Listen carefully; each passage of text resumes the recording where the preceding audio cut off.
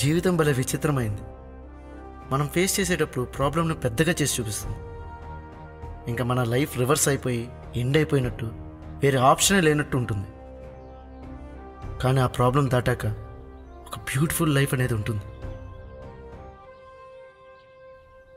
అదే నా లైఫ్లోనూ జరిగింది. పోలీస్ డ్రెస్లో భలే ఉన్నావు బావా.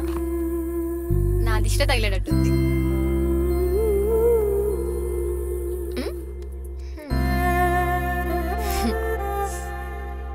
ఆల్ ది బెస్ట్ బావా. ఈరోజు ఫస్ట్ డే కదా డ్యూటీకి, బాగా చేయి. థ్యాంక్ యూ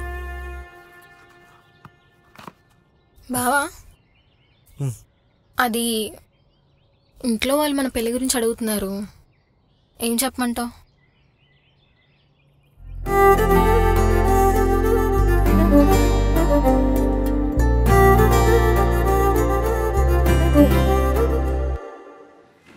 హలో, విజయ్ చెప్పు.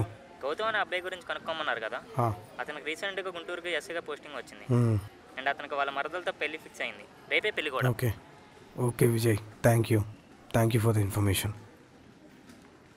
హలో సార్, మీ వాచ్ రిపేర్ అయిపోయింది. కొద్దిగా ఏమనుకోకండి సార్, కొంచెం లేట్ అయింది. టైం పడుతుందని తెలుసు, it's okay. Thank you sir.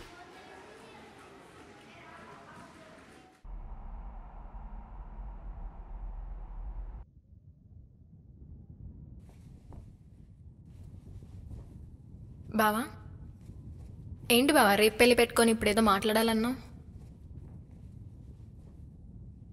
ఒకప్పుడంటే నువ్వు నా మరదలివి, నా పర్సనల్ స్పేస్ నాకు ఉంటుంది.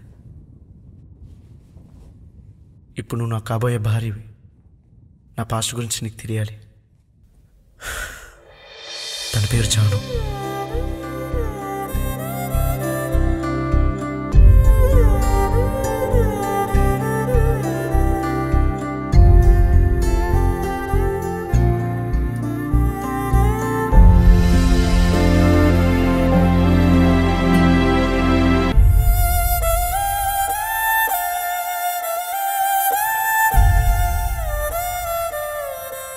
నువ్వేం చెప్పకపోయినా నేను నిన్ను అర్థం చేసుకోగలను బావా.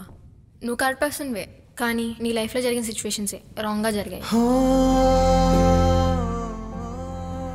ఏమైనా తను నేను ప్రేమించినందుకు తన నుంచి నేను ఆశించేది ఒకటే,